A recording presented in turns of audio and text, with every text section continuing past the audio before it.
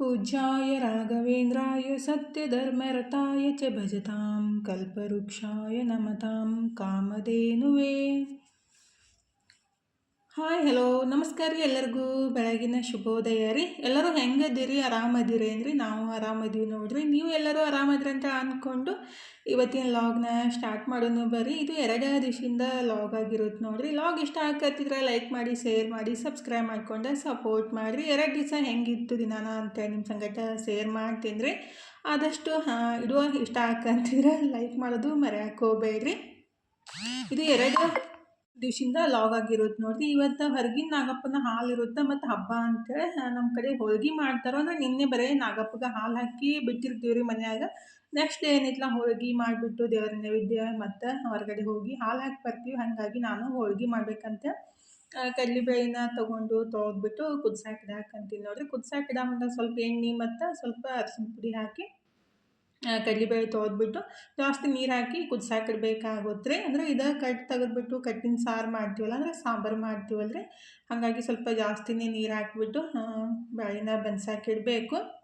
ಈ ಕಡೆ ಬೇಳೆನೂ ಕುದ್ಸಾಕಿಟ್ಬಿಟ್ಟು ಗೋಧಿ ಹಿಟ್ಟನ್ನು ಕಲಸಿಟ್ರಾಯ್ತು ಹೋಳ್ಗೆ ಮಾಡಕ್ಕಂತ ಹೇಳಿ. ನಾವು ಹೋಳ್ಗೆ ಮಾಡೋದೇನೈತಲ್ಲ ಗೋಧಿ ಹಿಟ್ಟಿನಿಂದನೇ ಮಾಡ್ತೀವಿ, ಮೈದಾ ಹಿಟ್ಟು ಯೂಸ್ ಮಾಡೋಂಗಿಲ್ಲ ರೀ. ಕೆಲವೊಂದು ಸಲ ಗೋಧಿ ಹಿಟ್ಟು ಜಿಗುಟಿಲ್ಲ ಅಂದಾಗ ಸ್ವಲ್ಪ ಮೈದಾ ಹಿಟ್ಟನ್ನು ಮಿಕ್ಸ್ ಮಾಡಿಬಿಟ್ಟು ಮಾಡ್ತೀವಿ.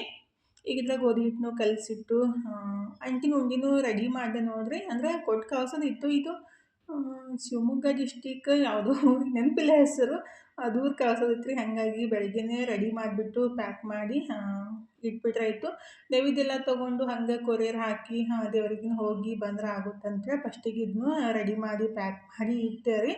ಅಂದರೆ ನಮ್ಮ ಮನೆಯವರು ಪ್ಯಾಕ್ ಮಾಡಾಕಂತಿದ್ರು. ಆ್ಯಕ್ಚುಲಿ ಸ್ವಲ್ಪ ಕ್ವಾಂಟಿಟಿ ಇದ್ದಾಗ ಪ್ಯಾಕ್ ಮಾಡೋದು ಒಂದು ದೊಡ್ಡ ಪ್ರಾಬ್ಲಮ್ ಆಗ್ಬಿಡುತ್ತೆ ನೋಡ್ರಿ. ಅಷ್ಟು ಸಣ್ಣ ಬಾಕ್ಸ್ ಸಿಗಂಗಿಲ್ಲಲ್ಲ, ಹಾಗಾಗಿ ಅದನ್ನೆಲ್ಲ ಕಟ್ ಮಾಡಿಬಿಟ್ಟು ಪ್ಯಾಕ್ ಮಾಡಬೇಕಾಗುತ್ತೆ. ಈಗಿದ್ರೆ ಫೈನಲಿ ಅನ್ನಕ್ಕೂ ಇಟ್ಬಿಟ್ಟು ಹೋಳ್ಗೆನೂ ರೆಡಿ ಮಾಡ್ಕೊಳಕ್ಕಂತೀನಿ ನೋಡ್ರಿ. ಏನು ಬೇಳೆ ಕುದಿಸಾಕಿಟ್ಟಿದ್ಲ ಅದಕ್ಕೆ ಎಷ್ಟು ನಾವು ಬೇಳೆ ತೊಗೊಂಡಿರ್ತೀವಲ್ಲ ಅಷ್ಟು ಬೆಲ್ಲನ ಹಾಕಿ ಅದನ್ನ ಚಲೋತ್ನಾಗೆ ಒಂದು 10-15 ನಿಮಿಷ ಕುದಿಸಿ ಸ್ವಲ್ಪ ಏಲಕ್ಕಿ ಪುಡಿ ಹಾಕಿ ರುಬ್ಕೋಬೇಕಾಗುತ್ತೆ ರೀ. ಅಂದರೆ ಚಲೋತ್ನಾಗೆ ಕುದ್ದಾದ್ಮೇಲೆ ಗಟ್ಟಿ ಆದಮೇಲೆ ತಣ್ಣಗಾದ್ಮೇಲೆ ಸ್ವಲ್ಪ ಮಿಕ್ಸಿಗೆ ಹಾಕಿ ಅಥವಾ ಅದು ಹೂರಣ ರುಬ್ಬೋದು ಚಾಣಿ ಬರುತ್ತಲ್ಲ ಅದ್ರೊಳಗದು ಹಾಕಿಬಿಟ್ಟು ರುಬ್ಕೋಬೋದು. ನಾನು ಮಿಕ್ಸಿಗೆ ಹಾಕಿನೇ ರುಬ್ತೀನಿ ರೀ, ಚಲೋ ಆಗುತ್ತೆ. ಅಂದರೆ ಬಿಸಿ ಇದ್ದಾಗನೇ ರುಬ್ಬೇಕಾಗುತ್ತೆ, ಭಾಳ ತಣ್ಣಗಾದ್ಮೇಲೆ ಜಲ್ದಿ ಸಣ್ಣ ಆಗಂಗಿಲ್ಲ. ಈಗಿದ್ರೆ ಫೈನಲಿ ಹೂರಣ ರೆಡಿ ಮಾಡಿಬಿಟ್ಟು ಹೋಳ್ಗೆನೂ ಮಾಡಾಕಂತೀನಿ ನೋಡ್ರಿ. ಆ್ಯಕ್ಚುಲಿ ಜಾಸ್ತಿ ಮಾಡಕ್ಕೆ ಹೋಗಂಗಿಲ್ಲ ರೀ, ಅಂದರೆ ಎಷ್ಟು ಬೇಕಲ್ಲ ಅಷ್ಟೇ ಮಾಡಿಬಿಡೋದು. ತಣ್ಣಗಾದ್ಮೇಲೆ ಯಾರಿಗೆ ಹೋಳ್ಗೆ ತಿನ್ನೋಕೆ ಅಷ್ಟು ಇಷ್ಟ ಆಗಂಗಿಲ್ಲ. ಹಂಗಾಗಿ ಇವಾಗ ಒಂದು 4 ಪಡ 5 ಮಾಡಿಬಿಟ್ರಾಯ್ತು. ಮನೂ ಸಂಜೆಗೆ ಬರ್ತಾನೋ ತನೂ ಅವ್ರ ಫ್ರೆಂಡ್ ಮನೆಗೆ ಹೋಗ್ತಾ ಅಂತ. ಹಾಗಾಗಿ ದೇವ್ರ ನೈವೇದ್ಯಕ್ಕೆ ಮಾಡಿಬಿಟ್ಟು ನಾವು ಗುಡಿಗೆ ಹೋಗಿ ಬಂದು ಆಮೇಲೆ ಊಟ ಮಾಡಕ್ಕೆ ಬರುತ್ತಂತೇಳಿ ಈ ಒಂದು 4-5 ಅಷ್ಟೇ ಹೋಳ್ಗೆನ ರೆಡಿ ಮಾಡಾಕಂತೀನಿ ನೋಡ್ರಿ. ಹೋಳ್ಗೆ ಮಾತ್ರ ಭಾಳ ಮಸ್ತ್ ಬರ್ತಾವೆ. ಅಂದರೆ ಗೋಧಿ ಹಿಟ್ಟನ್ನೇ ಬಳಸ್ಬಿಟ್ಟು ಮಾಡ್ತೀವಿ, ಕೆಲವೊಬ್ರು ಮೈದಾ ಹಿಟ್ಟನ್ನು ಬಳಸ್ತಾರೆ. ನಮ್ಮ ಕಡೆ ಆಲ್ಮೋಸ್ಟ್ ಎಲ್ಲರೂ ಗೋಧಿ ಹಿಟ್ಟಿಂದನೇ ಹೋಳ್ಗೆ ಮಾಡೋದ್ರಿ. ಮಸ್ತ್ ಬರ್ತಾವೆ, ಸಾಫ್ಟಾಗಿನೂ ಇರ್ತಾವೆ ರೀ. ಫೈನಲಿ ಹೋಳ್ಗೆ ಎಲ್ಲ ಮುಗಿಸ್ಬಿಟ್ಟು ದೇವ್ರ ನೈವೇದ್ಯನೂ ಮಾಡಾಕಂತೀನಿ ನೋಡ್ರಿ. ಫಸ್ಟಿಗಿದ್ರೆ ದೇವ್ರ ನೈವೇದ್ಯ ಮಾಡಿಬಿಟ್ಟು ಆಮೇಲೆ ಹೊರಗಡೆ ಹೋಗಿ ಹಾಲು ಹಾಕಿ ಬರೋದ್ರಿ. ಅಂದರೆ ನಿನ್ನೆ ಮನ್ಯಾಗ ಹಾಲು ಹಾಕಿರ್ತೀವಲ್ಲ, ಹಾಗಾಗಿ ದೇವ್ರ ನೈವೇದ್ಯನೂ ಮಾಡಿಬಿಟ್ಟು ನಾನು ರೆಡಿಯಾಗಿ ನಿನ್ನೆ ಉಟ್ಟಿದ್ದು ಸೀರೆನೇ ಇವತ್ತು ಉಟ್ಟಿದ್ದು. ಅಂದರೆ ನಿನ್ನೆ ಪೂಜೆ ಮಾಡೋತಕ್ಕ ಅಷ್ಟೇ ಉಟ್ಟಿದ್ದಿಲ್ಲ, ಮತ್ತಿನ್ನು ಬೇರೆ ತೆಗೆದು ಎಲ್ಲಿ ಉಡೋದಂತೆ ಅದನ್ನೇ ಉಟ್ಬಿಟ್ಟು ದೇವ್ರಿಗೆ ಹಾಲದು ತೊಗೊಂಡ್ಬಿಟ್ಟು ಗುಡಿಗೆ ಹೊಂಟಿದ್ದೀವಿ ನೋಡ್ರಿ. ತಾನು ಆಲ್ರೆಡಿ ಹೋಗಿಲ್ಲ, ಅಂದರೆ ನಮ್ಮ ಮನೆಯವ್ರು ಒಯ್ದು ಬಿಟ್ಟು ಬಂದಿದ್ರು. ಈಗಿದ್ರೆ ಗುಡಿಗೆ ಬಂದು ಫಸ್ಟಿಗೆ ನಿಂಗಪ್ಪಗೆ ನಮಸ್ಕಾರ ಮಾಡಿ ಆಮೇಲೆ ನಾಗಪ್ಪಗೆ ಹಾಲು ಹಾಕಿಬಿಟ್ಟು ಸ್ವಲ್ಪ ಹೊತ್ತು ಕೂತು ಹೋದ್ರಾಯ್ತಂತೆ. ಇವತ್ತು ಶ್ರಾವಣ ಸೋಮವಾರ ಅಲ್ರಿ, ಅಂದರೆ ಮೊದಲೇ ಸೋಮವಾರ ನಿಂಗಪ್ಪಗೆ ಎಷ್ಟು ಚಂದ ಅಲಂಕಾರ ಮಾಡ್ಯಾರ ನೋಡ್ರಿ. ಅಂದರೆ ಶ್ರಾವಣ ಮುಗಿಯೋ ತನಕ ಸೋಮವಾರ ಇಷ್ಟು ಅಲಂಕಾರ ಮಾಡ್ತಾರೆ, ನೋಡಕ್ಕೂ ಖುಷಿ ಆಗುತ್ತಲ್ರಿ. ಹಾಗಾಗಿ ನಾವು ನಮಸ್ಕಾರ ಮಾಡಿ ಇಲ್ಲಿ ಹೊರಗಡೆ ನಾಗಪ್ಪನ ಇಟ್ಟಿರ್ತಾರೆ. ಅಂದರೆ ಗುಡಿ ಎದುರಿಗೇನೆ ಅಲ್ಲಿ ಬಸವಣ್ಣ ಇರುತ್ತಲ್ಲ, ಅಲ್ಲಿ ನಾಗಪ್ಪನ ಇಟ್ಟಿರ್ತಾರೆ. ಅಲ್ಲೇ ಹಾಲು ಹಾಕ್ಬಿಟ್ಟು ನಮಸ್ಕಾರ ಮಾಡ್ಕೊಳ್ಳೋದ್ರಿ. ಅಂದ್ರೆ ಅವಾಗೆಲ್ಲ ಜಾಸ್ತಿ ಜನ ಬರ್ತಿದ್ರು. ಇವಾಗೆಲ್ಲ ಏನೈತಲ್ರಿ, ಓಣಿಗೆ ಒಂದು 4-5 ಗುಡಿ ಆಗ್ಬಿಟ್ಟು, ಹಾಗಾಗಿ ಜನನೂ ಕಮ್ಮಿ ರೀ. ನಾವೆಲ್ಲ ಫಸ್ಟ್ ಇಲ್ಲೇ ಸಮೀಪಿದ್ದೀವಲ್ಲ, ಈ ಟೈಮ್ದಾಗ ಪಾಳೆ ಹತ್ತಿರ್ತಿತ್ತು ನಾಗಪ್ಪಗೆ ಹಾಲು ಹಾಕಕ್ರಿ. ಆದರೆ ಇವಾಗ ಜನ ಕಮ್ಮಿ ಐತ್ರಿ. ಯಾಕಂದರೆ ಎಲ್ಲ ಕಡೆ ಗುಡಿ ಇರೋದ್ರಿಂದ ಅಲ್ಲಿ ನಾಗಪ್ಪನ ಸ್ಥಾಪನೆ ಮಾಡಿರ್ತಾರಲ್ಲ, ಹಾಗಾಗಿ ಅಲ್ಲೇ ಸಮೀಪದಲ್ಲೇ ಹೋಗ್ತಾರೆ. ಆ್ಯಕ್ಚುಲಿ ನಾವು ಅಲ್ಲೇ ಹೋಗ್ತಿದ್ದೀವಿ, ಇವತ್ತು ಕೊರಿಯರ್ ಮಾಡೋದಿತ್ತು, ಹಂಗಾಗಿ ತನು ಹೋಗೋಣ ಮಮ್ಮಿ ಅಂತ ಅನ್ನಕತ್ತಿದ್ಲ. ಅದಕ್ಕಾಗಿ ಇಲ್ಲಿ ಬಂದಿದ್ರಿ. ಬಂದು ಫಸ್ಟಿಗೆ ನಿಂಗಪ್ಪಗೆ ನಮಸ್ಕಾರ ಮಾಡಿಬಿಟ್ಟು ಆಮೇಲೆ ನಾಗಪ್ಪಗೆ ಹಾಲು ಹಾಕಿ ಸ್ವಲ್ಪ ಹೊತ್ತು ಕುಂತಿದ್ದೀವಿ ರೀ. ಹಾಗಾದ್ರೆ ಎಷ್ಟು ಚಂದ ಅನ್ಸೋತಲ್ರಿ ಅಲಂಕಾರ ಎಲ್ಲ ನೋಡಕ್ಕೆ. ಹೊರಗಡೆಯಿಂದ ನೋಡಕ್ಕೆ ಈ ಥರ ಲಿಂಗದ ಗುಡಿ ಅನ್ಸೋದು ನೋಡ್ರಿ. ಅಂದರೆ ಜುಡಿಯೋ ಏನೈತಲ್ಲ ಅದ್ರದ್ದು ಎದುರಿಗೇ ಲಿಂಗದ ಗುಡಿ ಬರೋದ್ರಲ್ಲಿ 770 ಲಿಂಗಗಳದಾವ್ರಿ ಇಲ್ಲಿ ಸ್ಥಾಪನೆ ಮಾಡ್ಯಾರು. ಒಳಗಡೆ ಏನು ಸಣ್ಣ ಸಣ್ಣ ಲಿಂಗಗಳದಾವಲ್ರಿ. ಹಾಗಾದ್ರೆ ಇಲ್ಲಿ ಗುಡಿ ಹತ್ರ ಅದು ಆಲದ ಮರದ ಕೆಳಗಡೆ ಇಂಚಿ ಎಷ್ಟು ಚಂದ ಅಕ್ಕಿ ತಿನ್ನಕತ್ತಿತ್ತ, ಅದನ್ನೇ ಸ್ವಲ್ಪ ವಿಡಿಯೋ ಮಾಡಿದ್ದು ನೋಡಕ್ಕೆ ಖುಷಿ ಅನ್ಸಾಕತ್ತಿತ್ತ. ಹಂಗಾಗಿ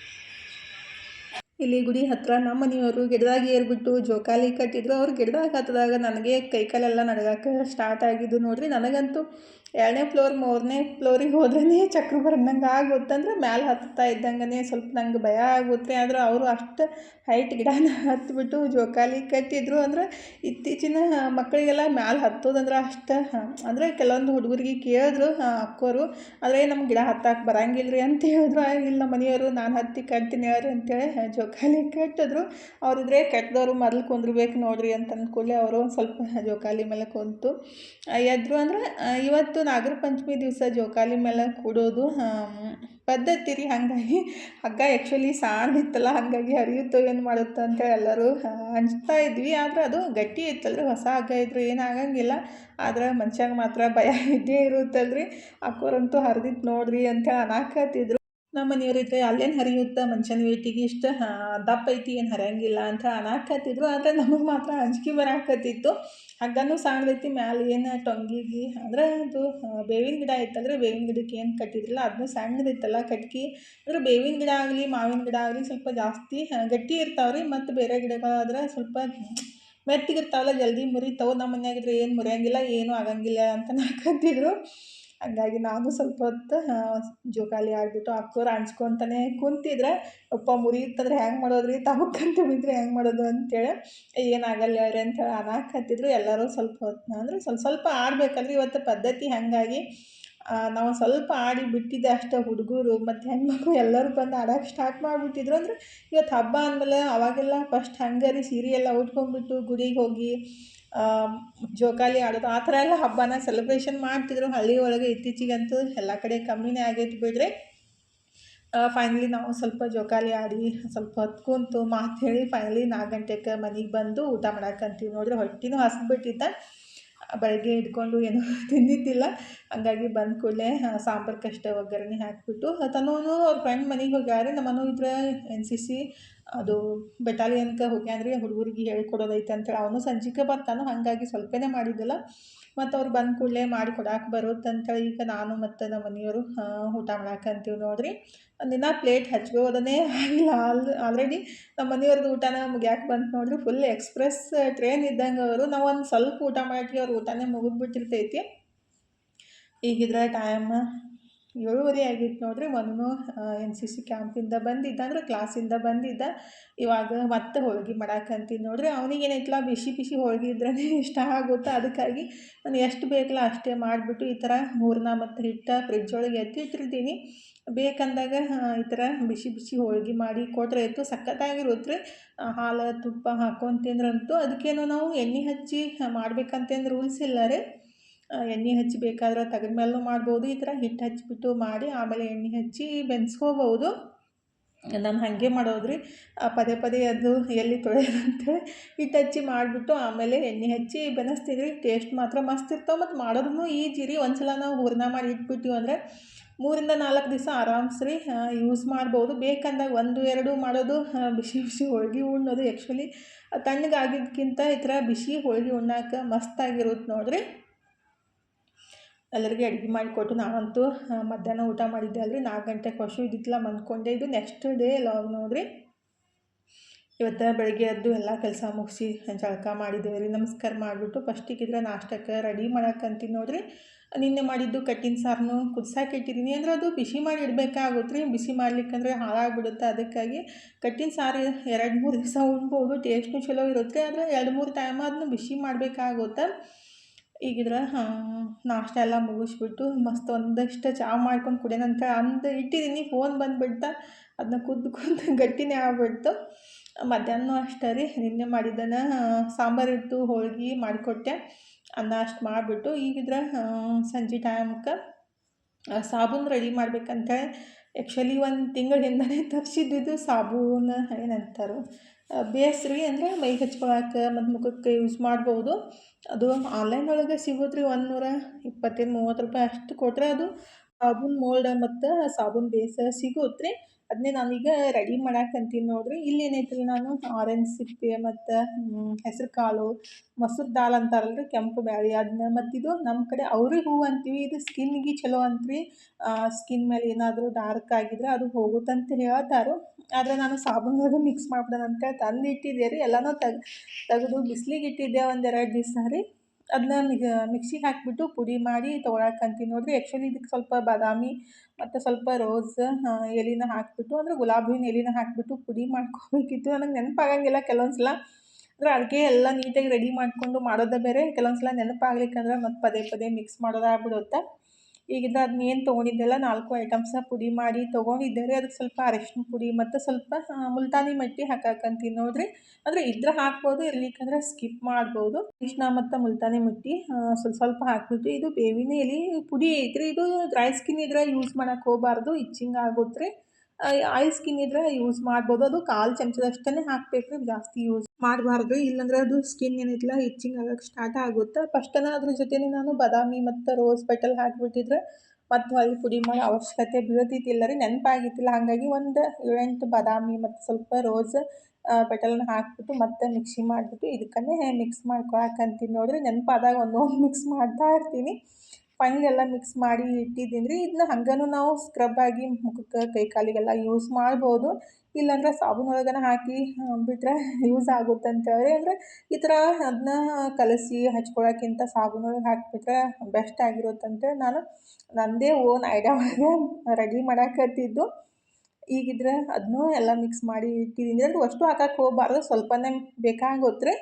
ಈಗಿದ್ರೆ ಇದು ಸಾಬೂನು ಬೇಸ್ ಆನ್ಲೈನ್ ಒಳಗೆ ಏನು ತರಿಸಿದ್ದೆ ಅಲ್ರಿ, ಅದನ್ನ ಸಣ್ಣ ಪೀಸನ್ನು ಕಟ್ ಮಾಡಿಬಿಟ್ಟು ಒಂದು ಪಾತ್ರೆಗೆ ಹಾಕಿಬಿಟ್ಟು, ಇದು ಡಬಲ್ ಬಾಯ್ಲ್ ಮೆಥಡ್ ಒಳಗೆ ಕರಗಿಸ್ಕೋಬೇಕಾಗುತ್ತೆ ರೀ. ಡೈರೆಕ್ಟಾಗಿ ಗ್ಯಾಸ್ ಮೇಲೆ ಇಡಕ್ಕೆ ಹೋಗಬಾರ್ದು, ಹಾಳಾಗುತ್ತದು. ನಾವು ಏನು ಚಾಕ್ಲೇಟ್ ಎಲ್ಲ ಮೆಲ್ಟ್ ಮಾಡ್ಕೊತೀವಲ್ಲ ಅದೇ ರೀತಿ ಇದನ್ನು ಮೆಲ್ಟ್ ಮಾಡ್ಕೋಬೇಕಾಗುತ್ತೆ ರೀ. ನಿಧಾನವಾಗಿ ಮೆಲ್ಟ್ ಆಗುತ್ತೆ. ಅದು ಸ್ವಲ್ಪ ವೇಟ್ ಮಾಡಬೇಕಾಗುತ್ತೆ ರೀ, ಒಂದು 4-5 ನಿಮಿಷ ಬೇಕಾಗುತ್ತೆ. ಈ ಥರ ಕೆಳಗಡೆ ನೀರನ್ನು ಕುದಿಸಾಕಿಟ್ಬಿಟ್ಟು ಮೇಲೆ ಏನೈತಲ್ಲ ಒಂದು ಬೌಲ್ ಒಳಗೆ ಅದು ಸಾಬೂನು ಬೇಸ್ ಹಾಕಿ ಕರಗಿಸ್ಕೋಬೇಕಾಗುತ್ತೆ ರೀ. ಒಂದು 5-6 ನಿಮಿಷ ಒಳಗಡೆ ನೀಟಾಗಿ ಎಲ್ಲ ಈ ಥರ ಕರಗಿಬಿಡುತ್ತೆ ರೀ. ಹಾಗಾಗಿ ಈ ಥರ ಸಾಬೂನು ಬೇಸನ್ನ ರೆಡಿ ಆಗೈತಿ. ನಾವು ಹೊರಗಡೆಯಿಂದ ಏನು ಸಾಬೂನು ತೊಗೊತೀವಲ್ರಿ, ಎಷ್ಟು ನೊರೆ ಬರುತ್ತೆ. ಆ ಥರ ಎಲ್ಲ ಸಾಬೂನು ಜಾಸ್ತಿ ನೊರೆ ಬರ್ತಾಯಿದ್ರೆ ಕೆಮಿಕಲ್ ಜಾಸ್ತಿ ಯೂಸ್ ಮಾಡ್ಯಾರಂತ ಹೇಳ್ತಾರೆ. ನಾನು ಮೊಬೈಲ್ ಒಳಗೆ ಕೆಲವೊಂದು ವಿಡಿಯೋನ ನೋಡಿಬಿಟ್ಟು ತಿಳ್ಕೊಂಡಿದ್ದೆ ಅಷ್ಟೇ ರೀ. ನನಗೇನು ಅಷ್ಟೇ ನಾಲೆಜ್ ಇಲ್ಲ.